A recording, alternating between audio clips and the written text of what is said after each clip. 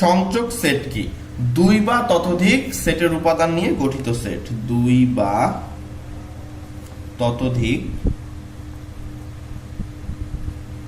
সেটের উপাদান নিয়ে গঠিত সেট।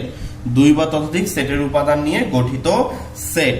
ঠিক আছে, সংযোগ সেটকে কি দ্বারা প্রকাশ করা হয়? ইউনিয়ন দিয়ে প্রকাশ করা হয়। ঠিক আছে, এই যে ইউনিয়ন, ঠিক আছে, ইউনিয়ন দিয়ে প্রকাশ করা হয়। কিছুটা ইউ এর মতো দেখতে, কিন্তু এটা ইউ না, এটা হচ্ছে ইউনিয়ন চিহ্ন। এটাকে বলা হয় এ ইউনিয়ন বি।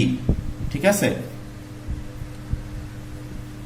এ ইউনিয়ন বি কে তুমি যদি সেট গঠন পদ্ধতিতে প্রকাশ করো তাহলে একটা সূত্র পাবা, সেটা হচ্ছে x such that x epsilon A union. এর আরেক নাম হচ্ছে অথবা। যদি অথবা দেখো তাহলে বুঝবা এখানে কি আছে, ইউনিয়ন বা সংযোগ সেট আছে এক্স এপসাইলন বি।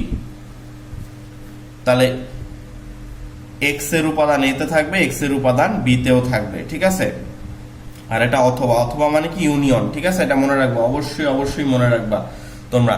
তাহলে আমরা ইউনিয়ন মানে কি হবে? কমন আনকমন সব উপাদানই নিতে হবে।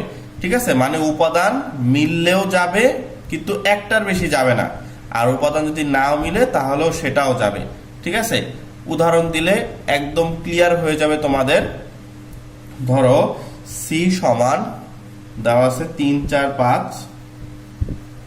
বলে রাখা ভালো, এটা হচ্ছে তোমাদের উদাহরণ 8 নম্বর অঙ্ক। উদাহরণ 8, সি সমান আছে 3 4 5 আর ডি সমান আছে হচ্ছিল 4 6 8।